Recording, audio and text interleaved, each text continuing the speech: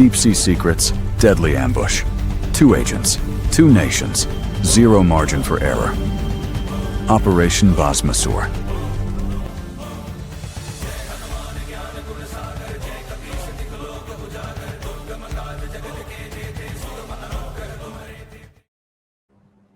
நமஸ்காரம். பி குருஸ் தமிழ் சார்பாக நான் உங்கள் ஸ்ரீ ஐயர். இன்று நம்முடன் மீண்டும் திரிசக்தி சுந்தரராமன் அவர்கள் இணைகிறார். வாருங்கள், அவரை அழைப்போம். நமஸ்காரம் சார், எப்படி இருக்கீங்க? நமஸ்காரம். ஒரே செகண்ட் சார். நமஸ்காரம் சார், எப்படி இருக்கீங்க? நமஸ்காரம். நேயர்களுக்கு என்னுடைய வாழ்த்துக்கள், வணக்கங்கள். சொல்லுங்க சார். முதல் டாபிக், இந்த நேர்களை நாங்கள் இன்னைக்கு 3 இல்லைன்னா டைம் இருந்தால் 4 டாபிக் பற்றி பேச போறோம். முதல் டாபிக் வந்து வெளிவராத மர்மங்கள், விஜயின் நியூ டெல்லி பயணம். இது 2வது முறை போறாரு சார். Over to you. என்ன சார் நடந்தது? ஒன்னும் சொல்லாம என்ன நடந்திருக்கு? அதாவது முதல் தடவை போகும்போது அது வந்து ஃபார்மாலிட்டியா போய் ஒரு வாழ்த்துக்கள் அவருக்கு பிரதமருக்கு சொல்லிட்டு அவரும் பதிலுக்கு வாழ்த்திட்டு வந்துட்டாரு. அது சரி. 2வது முறை அந்த நிதி ஆயோக் மீட்டிங்காக போனாரு. அதுல மத்தியானம் 2 மணிக்கு அந்த எல்லா முதல்வர்களும் வரிசையா இருக்கும்போது பிரதமர் அட்டன் பண்ற அந்த நிகழ்ச்சியிலையும் கலந்துக்கிட்டாரு. முக்கியமா வந்து பிரதமர் வந்து தமிழ்நாட்டுக்கு முக்கியத்துவம் கொடுக்குறேன் அப்படிங்கிறது காமிக்கிற மாதிரி என்னமோ ஒரு அடையாளமாக வேணுமோ நேர் எதிரில் இவர் வந்து இவருக்கு இடம் தமிழ்நாடு முதல்வருக்கு இடம் கொடுத்தது மட்டும் இல்லாமல் அது முடிஞ்சவொன்னா எல்லாரும் புகைப்படம் ஒரு குரூப் போட்டோ எடுத்துப்பாங்க. அதை எடுத்துக்கும் போது முதல் வரிசையில தமிழ்நாடு முதல்வர் விஜய் அவர்களுக்கு இடம் கொடுத்திருந்தார். இது பொதுவாக வந்து தமிழ்நாட்டிற்கு முதலிடம் கொடுப்பது ஒரு அரசியல் அடையாளமாகவோ இல்லை எதேச்சியாக நடந்ததுன்னு கூட எடுத்துக்கலாம், ஒன்றும் தவறில்லை. பின்னால் நின்றதெல்லாம் அவங்களெல்லாம் ஒதுக்கிட்டாங்க அப்படின்னு நம்ம அப்படி இருக்க முடியாது. நம்ம இவ்வளோ முதல்வர்கள் 35 பேர் நிற்கணும் அப்படிங்கும்போது 2 வரிசையாவோ 3 வரிசையாவோ தான் நின்னாகும். இது ஒரு பக்கம் நடக்க, பிரதமரையும் அமித்ஷா அவர்களையும் அவர் தனியாக சந்தித்து உரையாடினார்னு செய்தி வந்ததே தவிர அவர்கள் என்ன பேசினார்கள் அப்படிங்கிறது முதல் தடவை அந்த 1 நிமிஷம் பேசினாரு, 10 நிமிஷம் பேசினாரு அப்படிலாம் அந்த வாழ்த்துக்கள் தெரிவித்த போது அப்போ ஏதோ ஒரு 4 கோரிக்கை கொடுத்தாரு, 9 கோரிக்கை கொடுத்தாருலாம் அந்த செய்திகள் வந்ததே தவிர இந்த 2வது முறை பேசிய பிரதமரிடம் பேசியதையோ உள்துறை அமைச்சர் அமித்ஷாவிடம் பேசியதை பற்றியோ 2 தரப்பிலுமே எந்தவித அறிவிப்போ இல்ல தகவல்களோ அதிகாரபூர்வமாக வெளியிடப்படவில்லை. என்ன பேசுனாங்கிறது சொல்லப்படவில்லை.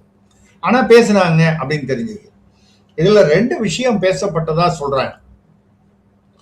அதாவது காங்கிரஸ் உள்ள வந்தது நம்ம அரசியல் ரீதியாக பேசப்பட்டது. அதாவது முதல்வர் என்ற முறையில் மறுபடியும் கோரிக்கைகள் வைத்தார், போனார், வந்தாரு, இந்த மேகதாது விஷயம் பேசியிருப்பாரு. இதெல்லாம் வந்து பொதுவான விஷயங்கள். வழக்கமா அதெல்லாம் வந்து ஒரு கோரிக்கை லிஸ்ட்டை போட்டு கையில கொடுத்துருவாங்க. கொடுத்த உடனே அந்த வாங்கி வச்சுட்டு நான் பாக்குறேன்னு சொல்லுவாங்க. இது எந்த பிரதமர் எந்த முதல்வராக இருந்தாலும் இயல்பான ஒரு விஷயம். அதை தாண்டி அரசியல்ல என்ன பேசியிருப்பாங்க அப்படின்னு பேசியிருக்காங்க அப்படின்னு வெளியில வருதுனால் சில மர்மமான விஷயங்கள் பேசப்பட்டிருக்கின்றன. மர்மமான எந்த மாதிரினா, இவர் வந்து நான் இணக்கமா போகணும்னு விரும்புறேன், மத்திய அரசோட ஒரு எதிர்ப்பு அரசு திமுக மாதிரி அப்படி இல்லாமல் ஒரு இணக்கமா போகணும்னு போறேன். அது இணக்கமா ஏன் போறாருன்னா அதுக்கும் ஒரு லாஜிக் இருக்கு. இப்போ கஜானா காலியா இருக்கு, 4.5 லட்சம் கோடி தான் வந்து வருது. அதுல பாதிக்கு மேல சம்பளம், பென்ஷன்லாம், வட்டி எல்லாம் போயிடுது. மிச்சத்தை வச்சுட்டு இந்த இலவசங்களையும் கொடுத்து எல்லா துறைக்கும் வந்து நடத்த முடியாது. மறுபடியும் கடன் வாங்கணும்னா 10 லட்சத்துக்கு மேல கடன் வாங்கணும்னு அதை ஏற்கனவே பேசியிருக்கோம். அப்போ மத்திய அரசிலிருந்து நிதி வரலன்னா இப்ப எங்க இருந்து நிதி இவருக்கு வரும்? இப்ப டாஸ்மாக்ல வந்து நீங்க ஒரு 717 கடையை மூடினேங்கிறாங்க. அது என்ன எதெல்லாம் மூடினேன்னு சொல்லி வலைதளத்துல போட்டிருக்கோங்கிறாங்க. வலைதளத்துல இது வரைக்கும் வரல. தகவல் அறியும் சட்டத்துல கேட்டா வந்து அதுக்கு பதில் சொல்ல மாட்டேங்கிறாங்க. எந்த 700 மொத்தம் எவ்வளவு வந்து உண்மையிலேயே மூடி இருக்கீங்க, பாக்கி எவ்வளவு இருக்குன்னு ஒருத்தர் தகவல் அறியும் சட்டத்துல கேட்டா இது வந்து கோப்பு நிலுவையில் இருக்கிறது. கோப்புனா ஃபைல், நிலுவையில் இருக்கு. என்ன நிலுவையில் இருக்கு? மொத்தம் எவ்வளவு இருந்தது, அதுல எவ்வளவு இப்போ மூடியாச்சு, பாக்கி எவ்வளவு இருக்கு, ஏதாவது பணியாளர்கள் வந்து அவங்களெல்லாம் வீட்டுக்கு அமைச்சிருக்கீங்களா, இல்லை அவங்களுக்கு பணிமாற்றம் கொடுத்துருக்கீங்களான்னு கேட்குறாங்க. இதுக்கு ஏன் பதில் சொல்லலன்னு தெரியல. அந்த 717 ஏதாவது மர்மம் இருக்கான்னு தெரியல. ஆனால் அந்த 717 வந்து பெரிய வருமானத்துல வித்தியாசம் இருக்காது அப்படிங்கிறது என்னுடைய கருத்து. ஏன்னு கேட்டா 717 கடையை அப்படியே மூடி இருப்பது உண்மை என்று வைத்துக் கொண்டால் கூட அவன் வேற கடையில போய் தினமும் குடிக்கிறவன் அந்த கடையிலன்னா இப்ப 1 கிலோமீட்டர் தள்ளி போய் இன்னொரு கடையில குடிக்க போறான்.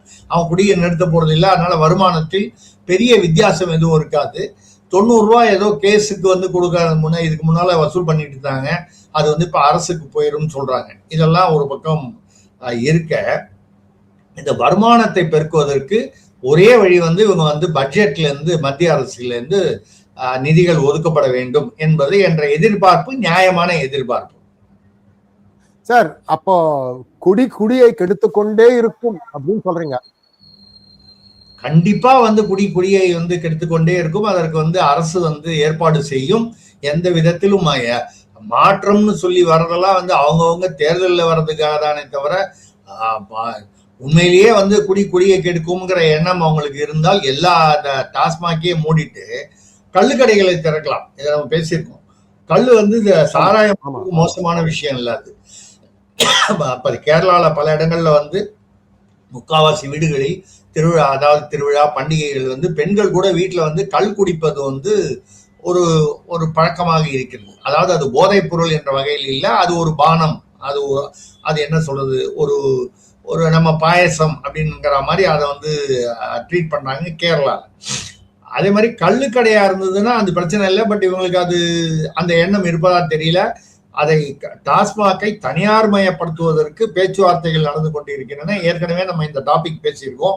ஒரு ஆதவர்ஜனா வந்து அவர் பேர் என்ன, இவர் விஷ்ணு ரெட்டி, அப்புறம் இந்த மாதிரி சில தொழிலதிபர்களை வைத்து இதை டெண்டர் போட்டு கொடுத்துட்டா நாளைக்கு 10 ரூபா கூட வாங்கினேன், 20 ரூபா கூட வாங்கினேங்கிற பேச்செல்லாம் வராது. ஏன்னா அந்த 10 ரூபாய், 20 ரூபாய், 50 ரூபாயை கூட வாங்குறது யாரு? தனியார். இஷ்டம் இருந்தா அங்க போய் குடிக்க போறான், இல்லைன்னா இன்னொரு கடையில கம்மியா இருக்குன்னா அங்க போய் குடிக்க போறான். இது வந்து தனியாருடைய வியாபாரமாக போச்சுன்னா, அப்ப அந்த தனியார் இந்த தொழிலதிபர்கள்ட்ட கமிஷனா வாங்கிட்டோன்னு வைங்க.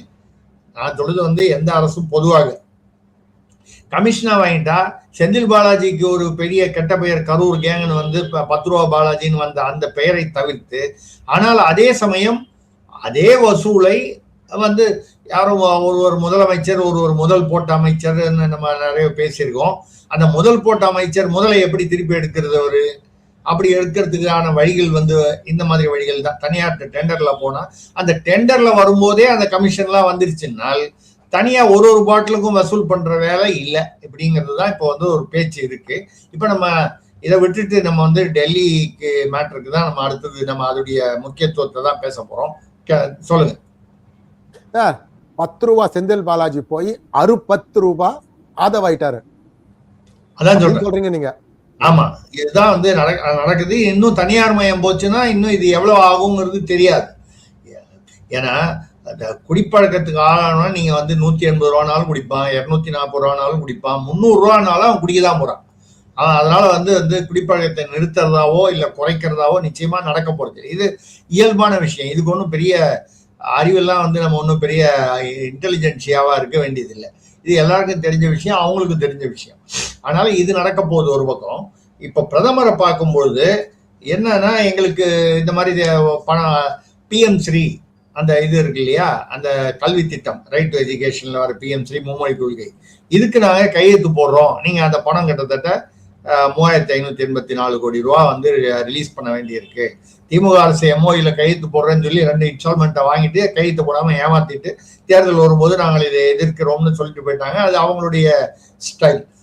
இப்ப நாங்க வந்து இவரும் வந்து அதே ஸ்டைல்ல கொஞ்சம் மாத்தி என்ன சொல்றாரு, 3584 கோடி ரூபா நாங்க ரிலீஸ் பண்ண சொல்லி கேட்டிருக்கோம். ஆனா எந்த நிபந்தனையும் மும்மொழி கொள்கையெல்லாம் நீங்க வந்து மும்மொழி கொள்கையெல்லாம் எங்க கிட்ட சொல்லக்கூடாது, பணத்தை மட்டும் ரிலீஸ் பண்ணணும் நாங்க கேட்டிருக்கோம். அது என்ன மத்திய அரசு அதை எப்படி ஒரு மாநிலத்துக்கு மட்டும் ஒரு எக்ஸம்ஷன் விதிவிலக்கு கொடுக்கறதுக்கு வாய்ப்பே இல்லை.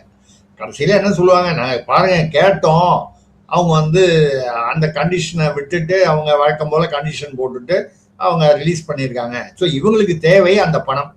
அந்த பணம் மட்டும் இல்லாமல் இந்த MN ரேகான்னு முன்னால இருந்தது, அது வந்து இப்போ அது என்ன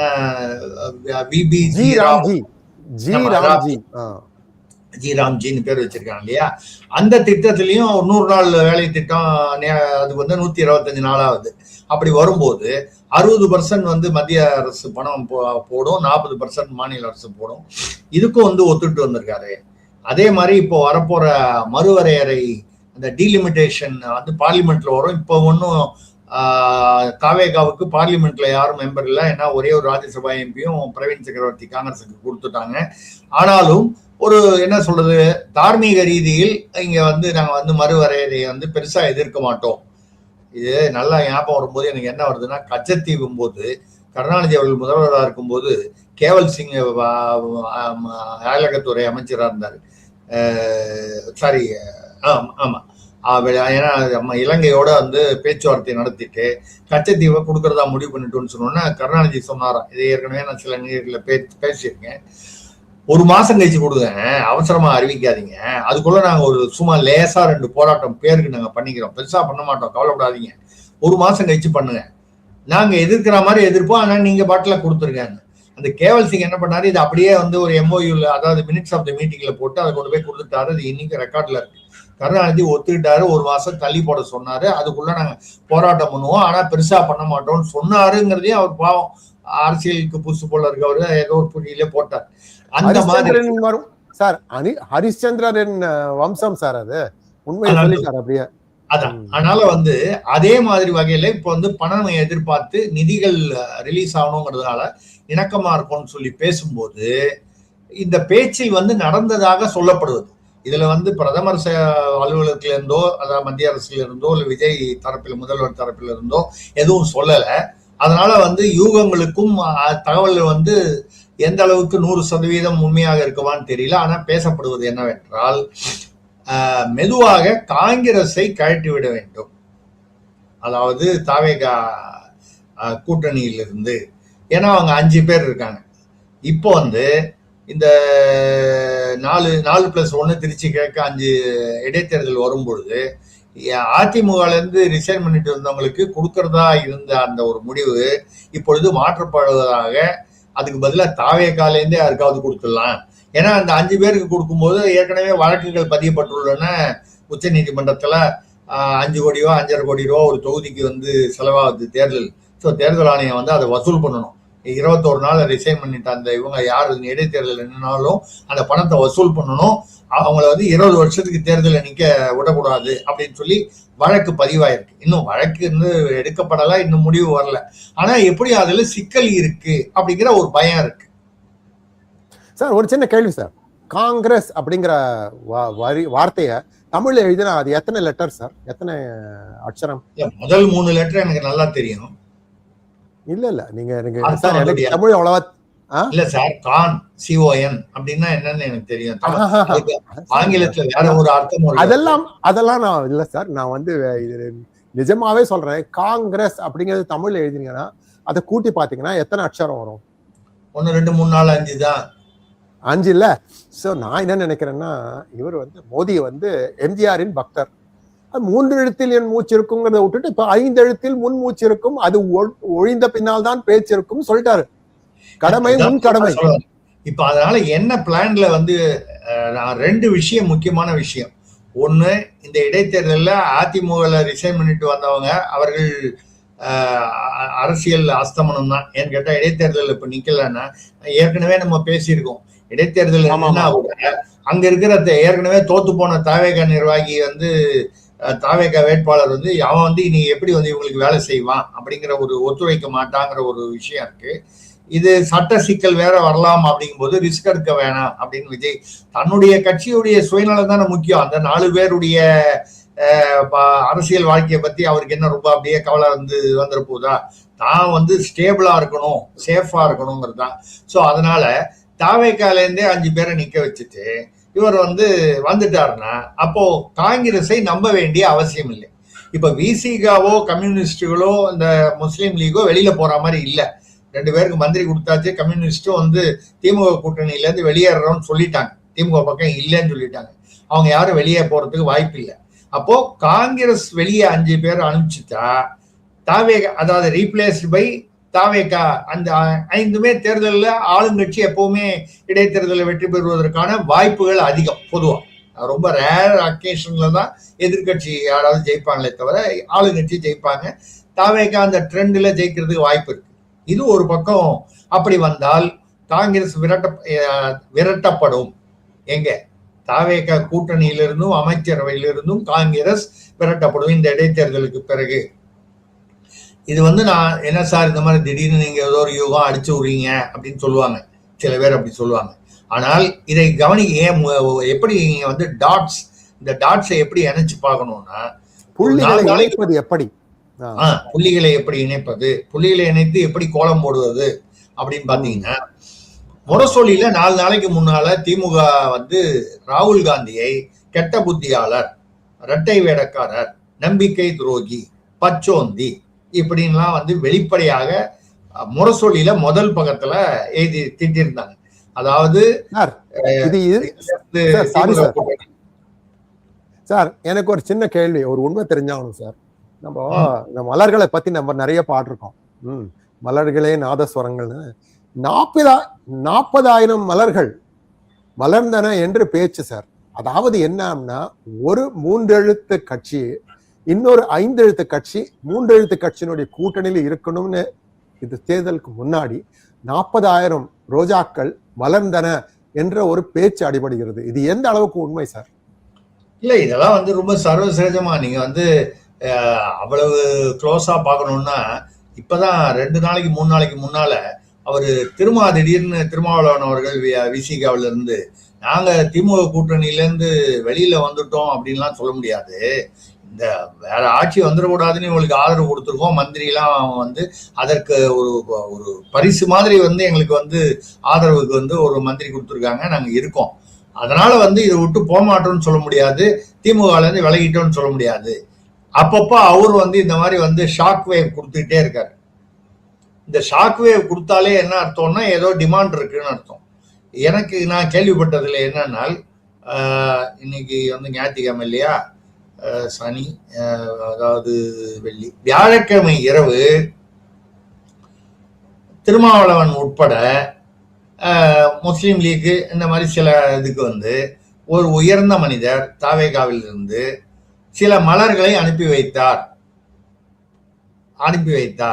அதை வந்து அனுப்பும் பொழுது தோழர்கள், நம்ம கம்யூனிஸ்ட் கட்சி தோழர்களுக்கும் அனுப்பி வைப்பதாக அவர்கள் வந்து விரும்பிய போது தோழர்கள் வந்து வேண்டாம், ஏற்கனவே ஒரு தடவை திமுக பணம் வாங்கி எங்களுக்கு கட்சிக்கு கெட்ட பேர் வந்துருச்சு, அதனால வேண்டான்னு சொல்லிட்டாங்கன்னு எனக்கு அந்த தோழர் கட்சியுடைய முக்கியமான தலைவர் ஒருவரே என்னிடம் நேரடியாக தெரிவித்தார். எங்களிடம் கேட்டாங்க, வியாழக்கிழமை ராத்திரி இவ்வளவு பணம் உங்களுக்கு வரும்னு, ஆனா நாங்க வேண்டான்ட்டோம், நாங்களும் வேண்டான்ட்டோம், அந்த இன்னொரு கம்யூனிஸ்ட் கட்சியும் வேண்டான்னு சொல்லிட்டாங்கன்னு தெரிஞ்சது. மற்றவங்களுக்கு எல்லாம் போயிருக்கும் அப்படிங்கிற தகவல் வரைக்கும் வந்துருச்சு. ஸோ நீங்க ஆரம்பம் மட்டும் இல்லை, இது அப்பப்போ ரெக்கரிங் டெபாசிட் மாதிரி வந்து பேமெண்ட் பண்ணிக்கிட்டே இருக்கணும். இதுல ஒரு விஷயம் வந்து நீங்க வந்து இந்த விஷயத்தில் பாத்தீங்கன்னா, காங்கிரஸ் இடைத்தேர்தலுக்கு பிறகு விரட்டப்படும் அப்படிங்கிற ஒரு ஒரு ஒரு ஒரு அதாவது ஒரு கோட்பாடுல விஜய் இருக்காரு, எண்ணத்துல இருக்காருன்னு சொல்றாங்க. இது ஒண்ணு சார். சின்ன கேள்வி சார், இது என்ன சார் எல்லாரும் ஒரே பாட்டை பாடுறாங்க? இப்ப நீங்க சொல்றத பார்த்தா திருமா அவர்களும் ராமா அவர்களின் அதே பாட்டை கொஞ்சம் வரிகள் மாத்தி பாடுறாரு. நாங்கெழுத்தில் என் மூச்சு இருக்கும், அது கிடைத்த பின்னால் தான் பேச்சு இருக்கும். நாங்கெழுத்து என்னன்னா லஞ்சம். Back to you. இல்ல, அது நீங்க வந்து எல்லாருமே நம்ம இந்தியால அரசியல்வாதிகள்ல அநேகமா எல்லாருமே காந்தியவாதிகள் சார். காந்திய வந்து அவங்க வந்து கொள்கையில நம்புறத விட கரன்சி நோட்ல அவர் சிரிக்கிறத பார்க்கணும்னு அவங்களுக்கு ரொம்ப ஆசையா இருக்கு சார். காந்தியை சிரிச்ச முகத்தோட பார்க்கணுங்கிற ஆசை வந்து அடிக்கடி வருது அவங்களுக்கு. எப்பெல்லாம் இந்த காந்தி மனசுல வராரோ உடனே அந்த டிமாண்டை ரைஸ் பண்றாங்க. காந்தி அனுப்பப்படுகிறார், காந்தி சிரித்தவுடன் அவர்கள் முகத்திலும் சிரிப்பு வந்து விடுகிறது. இது ஒரு விஷயம். பாட்டு மாற்றுவோமா? காலையும் காந்தி, மாலையும் காந்தி, காதலும் காந்தி, கடலும் காந்தி, எல்லாமே காந்தி தான். காந்தி இல்லைன்னா இன்னைக்கு வந்து ஒண்ணுமே இல்லை. ஏன்னா வந்து அவர் கரன்சிலேயே வச்சுட்டதுனால காந்தி இல்லாமல் மணி இஸ் காடுன்னுவாங்க. அப்ப மணிங்கிற இடத்துல இப்ப காந்தி இருக்காரு, சிரிச்சுக்கிட்டே இருக்காரு. So smiling Gandhi, smiling Buddha மாதிரி smiling Gandhi is God now. Okay, இதை விட உங்களுக்கு வந்து அதிர்ச்சி தர ஒரு விஷயத்தை இப்ப சொல்ல போறேன் நேயர்களுக்கு. ஸோ இப்போ காங்கிரஸ் வந்து அநேகமாக இந்த இடைத்தேர்தலுக்கு பிறகு கழட்டி விடப்படும் அப்படிங்கிற ஒரு எண்ணம் இருக்கு. இந்த முரசொலியை பத்தி உங்கள்கிட்ட பேசினேன் இல்லையா, அந்த முரசொலியில வந்தவனால நார்மலா முரசொலியில இவ்வளவு மோசமாக ராகுல் காந்தியை திட்டினா 2019 அவரை பிரதமராக்கணும்னு முதல்ல பேசினவரே ஸ்டாலின் தான் 2019 பாராளுமன்ற தேர்தலில். அப்படி இருக்கிற ஒரு சூழ்நிலையில இன்னைக்கு வந்து அவர் வந்து பச்சை துரோகி, பச்சோந்தி, கெட்ட புத்தியாளர், இத வார்த்தைகள் எக்ஸாக்ட் வார்த்தைகள் இதெல்லாம் போட்டிருக்காங்க, நம்பிக்கை துரோகி. அவர் கோபம் வரணுமா வரக்கூடாதா? வரலாமா? வரலாம், நியாயமா வரணும். ஆனால் அவர் இப்ப என்ன பேசிட்டாருன்னா அதுக்கு பதில் வந்து எதுவுமே வந்து காங்கிரஸ்ல இருந்து ரியாக்ஷனே இல்லை. இந்த மாதிரி திட்டினதுக்கு ரியாக்ஷனே இல்லை. அப்படின்னா என்ன அர்த்தம்? வேற ஏதோ அங்க உள்ள மனசுல என்ன ஓட்டங்கள் வேற மாதிரி மாறி இருக்குன்னு. என்ன ஒரு ஆப்போசிட்டா பதில் சொல்றார். யாரு? ராகுல் காந்தி. திமுக வந்து என்னைக்குமே வந்து இந்தியா என்ற இந்திய கூட்டணின்னு இருக்கு இல்லையா, அது இந்தியா. ரெண்டாவது இந்தியா பொதுவா சொல்றாரு அவர். இந்தியானா நாடுன்னு எடுத்துக்கலாம், இந்தியா கூட்டணின்னு எடுத்துக்கலாம். இந்தியா என்ற கோட்பாடுக்கு பின்னால் எதிர்கட்சிகளுடன் என்றுமே திமுக துணை நிற்கும் என்று எனக்கு நம்பிக்கை இருக்கிறது அப்படின்னு ஆங்கிலத்துல பேசியிருக்காரு. இப்படி கச்சா முச்சான்னு திட்டினவங்கள பதிலுக்கு திட்டவோ இல்ல கோவப்படுவோ இல்லாமல் இப்படி பேசுகிறார் என்றால் தாவேக கழட்டி விட போகிறது என்கிற தகவல் நிச்சயமாக அவர்களுக்கும் காங்கிரசுக்கும் எட்டி இருக்கும். அப்படி கழற்றி விட்டால் வேற என்ன, இந்த மனம் இல்லைன்னா சந்த மடம் அப்படிங்கிற மாதிரி மறுபடியும் திமுகவுக்கு போனோம்னா இப்பல இருந்தே அப்படி பேசணும் அப்படிங்கிற ஒரு எண்ணம் வந்து அதனாலதான் இருக்குன்னு. இது ஒண்ணு. இதை விட முக்கியமான ஒரு விஷயம் இன்றைக்கு எனக்கு வந்த தகவல், இப்போ மத்தியானமா எனக்கு வந்த தகவல் வந்து என்னன்னால், விஜய் அவர்கள் அவர் அந்த ரூட் ஜெகதீஷ்னு அந்த அவருடைய நண்பர், எங்க போனாலும் இந்த 4 பேர் தான். அந்த 4 பேருக்கு நன்றி. வேற ஏதோ தப்பால மன்னரும் அதில் உண்டு, முடிசூட்டும் மன்னரும் அதில் உண்டு.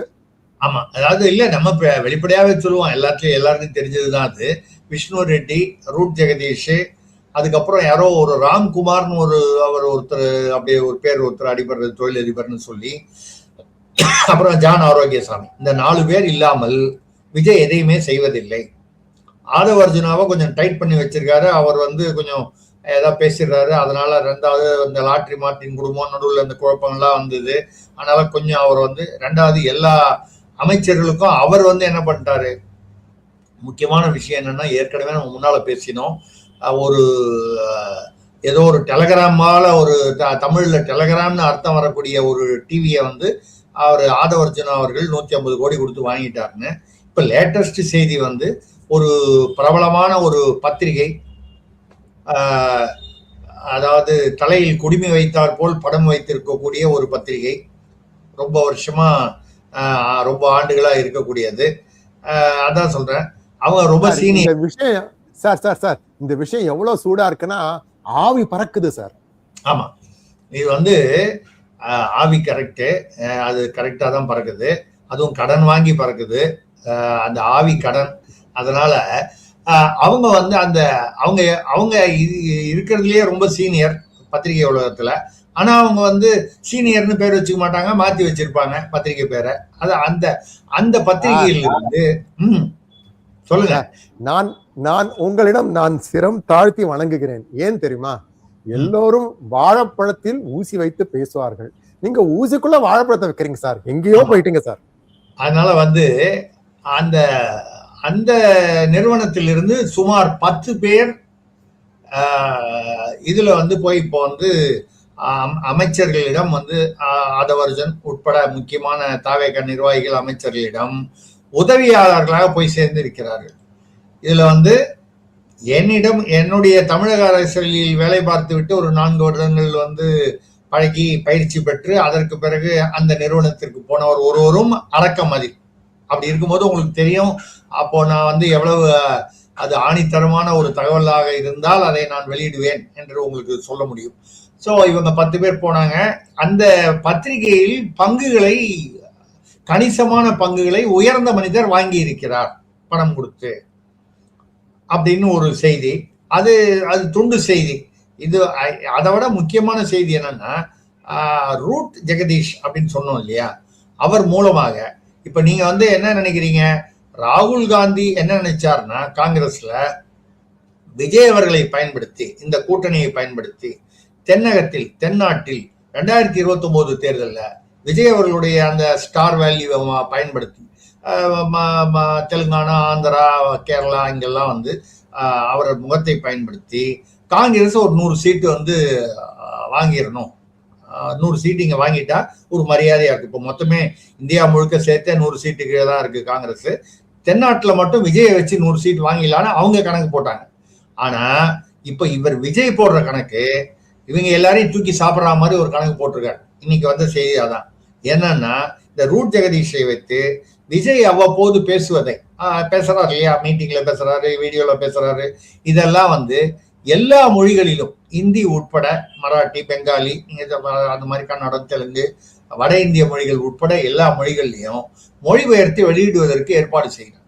என்னன்னா, அடுத்த பிரதமர் பதவிக்கு அவர் தன்னை தயார் செய்து கொண்டிருக்கிறார் விஜய் அவர்கள். இது வந்து உங்களுக்கு சொல்லும் போது என்ன சார் இருந்தாலும் இப்படியா அளந்து அடிச்சு விடுறது அப்படின்னு சொல்லுவீங்க. ஆனா வரக்கூடிய வந்து தகவல் வந்து நம்ப தகுந்த தகவல். இந்த மாதிரி என்ன இருக்குங்கிறது ஐபி இன்டெலிஜென்ஸ் பியூரோ உளவுத்துறை மூலமாக அங்க பிரதமர் வரைக்கும் அது போயிருப்பதாகவும், அவர்கள் இதை விரும்பவில்லை. யார் விரும்புவாங்க? திடீர்னு நீங்க வந்து ராகுல் காந்தியை கவுத்துட்டு அதுக்கு பதிலா வந்து வேற யாரோ வந்து பிரதமர் கேண்டிடேட்டா வரணும்னு ஆசைப்பட்டா கூட ராகுல் காந்தி இருப்பதை தான் பாஜக விரும்பும். ராகுல் காந்தி இருக்கிற வரைக்கும் மோடி அவர்களுக்கோ பிஜேபிக்கோ கவலையே இல்லை. அடுத்த 20 வருஷம் ஆனாலும் பாஜக வந்து ஆட்சியில் இருக்கும், ராகுல் காந்தி போன்ற ஒரு எதிர்கட்சி தலைவர் இருந்தால். அந்த இடத்தை வந்து பிடிப்பதற்கு விஜய் வந்து முயற்சி செய்கிறார் அப்படிங்கிறது இன்னைக்கு வரக்கூடிய செய்தி.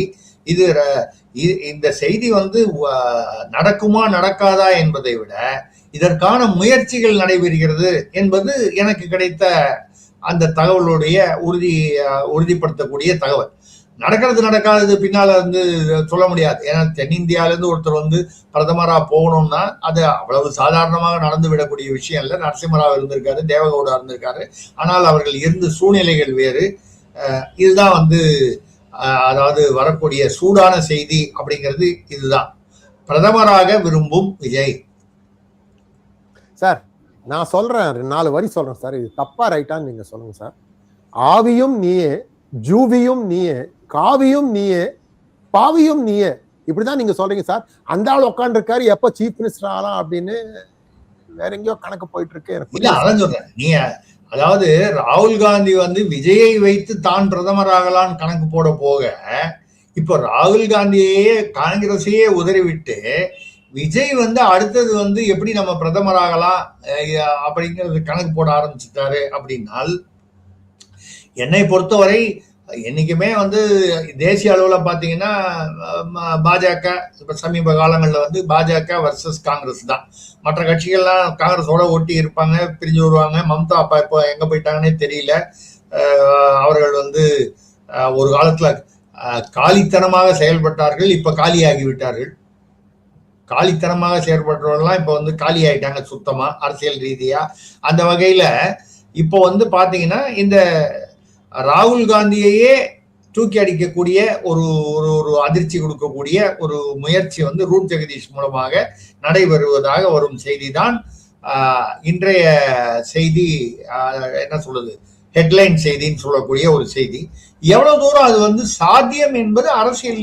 இப்ப விஜய் வந்து நிச்சயம் தமிழ்நாட்டில் முதல்வர் ஆவார் என்பது அவரே நம்பவில்லை. ஏன்னா அவரை சுற்றி இருப்பவர்கள் வந்து பேசும்போது சொல்றாங்க, அவரே வந்து தேர்தல் முடிவுகள் வர வரைக்கும் 30-40 சீட்டுக்கு மேல வர்றதுக்கு வாய்ப்பு இல்லைங்கிற நம்பிக்கையில தான் இருந்தாரு. இந்த மாதிரி ஆட்சி அமரக்கூடிய ஒரு 100 சீட்டுக்கு மேல வருங்கிறது அவரே எதிர்பாராத விஷயம். அப்ப அரசியல்ல எப்படி வேணாலும் நடக்கலாம். அப்படிங்கும்போது நம்ம பிரதமர் ஆவாரா ஆக மாட்டாரா நம்ம சொல்லல, அந்த எண்ணம் அவருக்கு இருக்கிறது.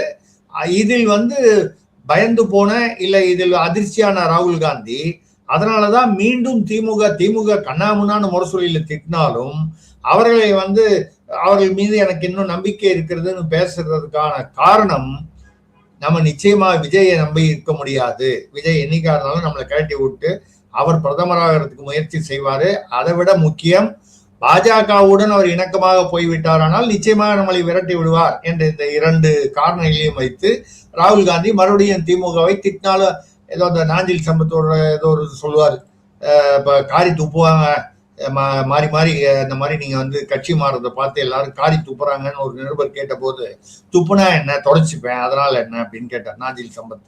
அந்த மாதிரி இப்ப அவர் தவைகால இருக்காரு. இப்போ எல்லா ஒரு கிட்டத்தட்ட ஒரு 8 கட்சி மாதிரி இப்போ வந்து 9வது கட்சியா வந்து தவைகால இருக்காரு. அந்த மாதிரி ஒரு சூழ்நிலை இப்போ உருவாயிருக்கு. சார் ஒரு 70ல ஏதோ ஒரு எலெக்ஷன் வந்து மயிலாப்பூர்ல நின்னாரு நாஞ்சில் மனோகரன்.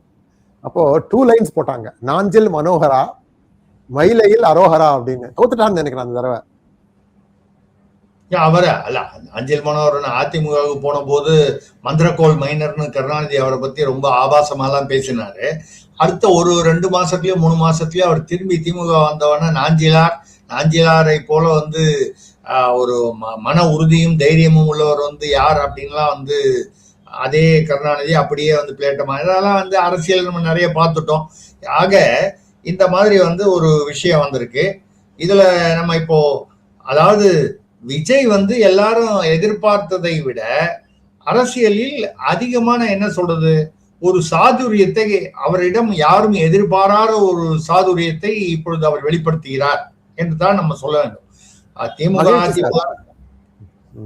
திமுக அதிமுக ரெண்டும் இவங்களை மீறி யார் வந்துட முடியும் அப்படின்னு இருந்த சூழ்நிலையில வந்தது மட்டும் இல்லாமல் காங்கிரஸ உள்ள சேர்த்தது என்ன, இப்ப வந்து வெளியில விரட்டி விடுறதுக்கான ஏற்பாடுகள் என்ன, அதிமுகல இருந்து ஒரு 4-5 பேரை வந்து அதாவது எம்எல்ஏக்கள் இழுத்தது என்ன, 25 பேர் ஆதரவு வந்தது என்ன, அதுல 21 பேர் திரும்பி போயிட்டாங்க. இந்த 4 பேருக்கு இடைத்தேர்தல் இப்போ வந்து இடம் கொடுக்கலன்னு வைங்க, தாவேக்கா வந்துட்டாங்கன்னா இந்த 4 பேர் அவங்களுடைய அரசியல் வாழ்க்கை, ஏன்னா அவங்களாம் பெரிய தலைவர்கள் ஒன்றும் இல்லை, அவங்களுக்கு பின்னால பெரிய ஓட்டு வாங்கி இசை சுப்பையா அவங்களுக்கு எல்லாம் ஒன்றும் கிடையாது. அப்போ அவங்களையும் வந்து நட்டாற்றில் விட்டாச்சு. அவங்களை வெளியில இழுத்து கொண்டு வந்து அந்த நேரத்துக்கு பயன்படுத்தி கொண்டு அவர்களை நட்டாற்றில் விட்டாக்கி விட்டது. காங்கிரஸையும் நட்டாற்றில் விட்டுவிட்டால் அப்பொழுது பாஜகவோட நெருக்கமாறுதுங்கிறது ஒரு பக்கம். அடுத்தது வந்து பிரதமராவதற்கான வாய்ப்புகள், ராகுல் காந்தி வந்து என்னைக்கு பிரதமராக போறாரு, நம்ம அவரை விட்டுட்டு இவர் வரணும்ன்ற அளவுக்கு அவர் பிளானிங்ல போயிட்டாரு முதல்வர் விஜய் அப்படிங்கிறது தான் செய்தி.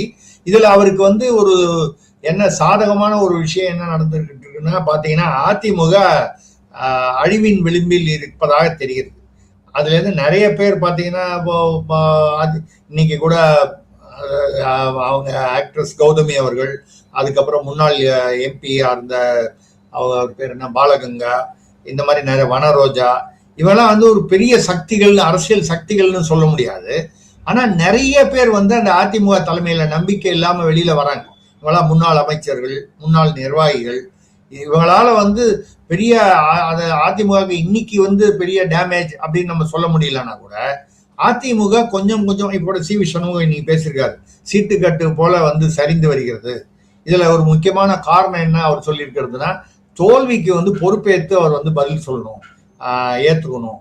அவர் வந்து ஜெயலலிதா அவர்களே தோல்வி இருக்கிற போது தோல்விக்கு நான் பொறுப்பேற்கிறேன்னு சொல்லும்போது இவருக்கு என்ன ஈகோ இருக்குன்னு மட்டும் இல்லாமல் அவருடைய மகன், அதாவது எடப்பாடியாருடைய மகன் மிதுன் பழனிசாமி அவர்களை அரசியலுக்கு கொண்டு வர முயற்சி செய்கிறார் அப்படின்னு சி வி சண்முகம் வெளிப்படையாக குற்றம் சாட்டி இருக்கிறார்.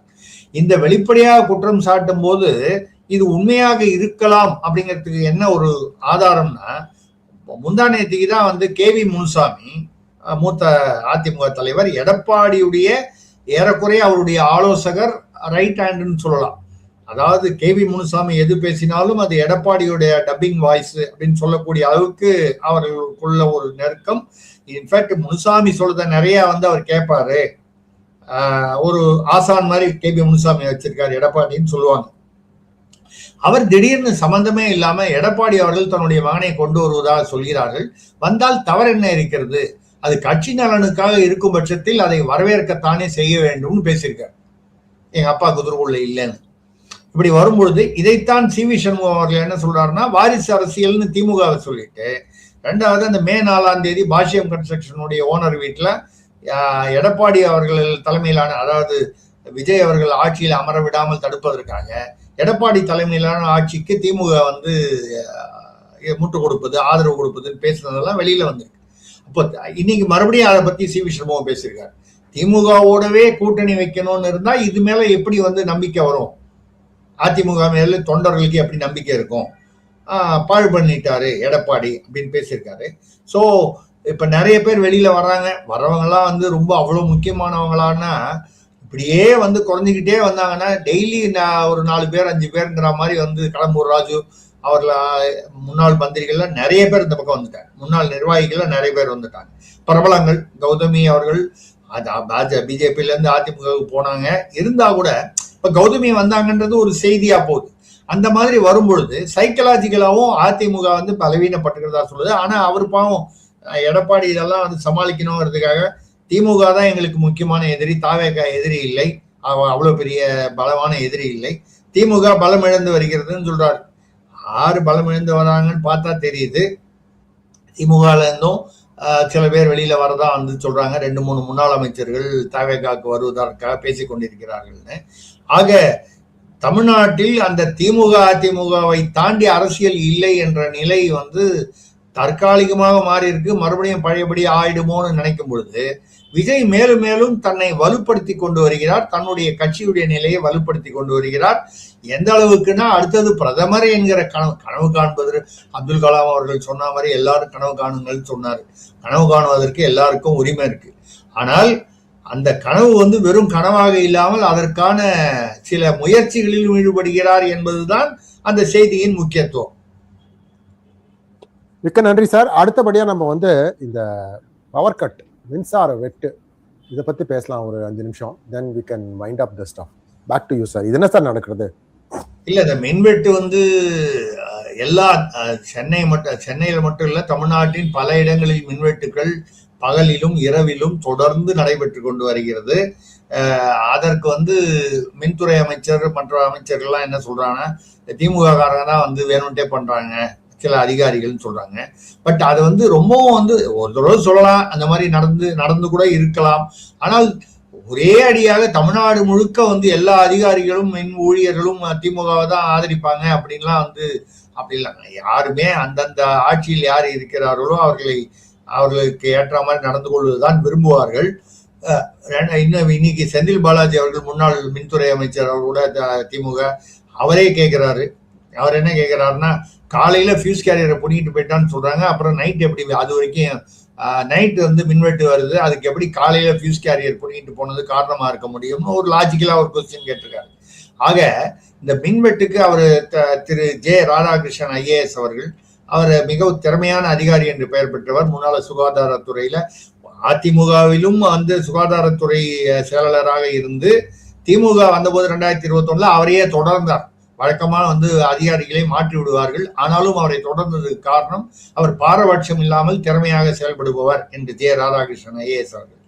அவரே இன்னைக்கு என்ன சொல்லியிருக்காருன்னா, அவர் வந்து மற்ற அமைச்சர்கள் பேசுற அந்த அரசியலுக்குள்ளெல்லாம் போகாமல், இல்ல எல்லாத்துக்கும் காரணம் வந்து எல்லாம் கரெக்டா ஃபீடர்லாம் எல்லாம் போயிட்டு தான் இருக்கு, பிரச்சனை என்னன்னா ஓவர்லோடிங். அதாவது இந்த இப்போ செப்டம்பர் வரைக்கும் வெயில் தொடருங்கிறாங்க சென்னையிலும் மற்ற தமிழ்நாட்டில் பல பகுதிகளிலும். வழக்கமா இந்த பீரியட்ல வந்து தானா அக்னி நட்சத்திரம் முடிஞ்சா கொஞ்சம் கொஞ்சமா குறைய வேண்டிய வெயில் இன்னைக்கு மட்டும் தமிழ்நாட்டில் 3 நகரங்கள்ல வந்து 100 டிகிரிக்கு மேல, 102, 103 டிகிரிக்கு மேல வந்திருக்கு. அப்போ இந்த கோடை வந்து எக்ஸ்டெண்டா நீளுது. அப்படி வரக்கூடிய போது அந்த மின்சார கன்சம்ஷன் அதிகமானதுனால அந்த லோடு தாங்காமல் மின்வெட்டு ஏற்படுகிறது என்று சொல்லியிருக்கிறார். இதை தவிர அது நீங்க சொன்னீங்க இறுதியா இதை பத்தி பேசலான்னு, அதுல வந்து முக்கியமான இன்னொரு விஷயம் கவனிக்கணும். என்னன்னா, பாலியல் வன்முறை தாவேகாவுடைய நிர்வாகிகள் நடத்துவது மிக அதிகமாக இருக்குது. ஸ்ரீவைகுண்டத்துல அன்னை சரவணன் ஒருத்தர் 2 நிர்வாகிகளை பண்ணிட்டு இது வரைக்கும் அவரை வந்து கைது பண்ணல, வழக்கு போடல.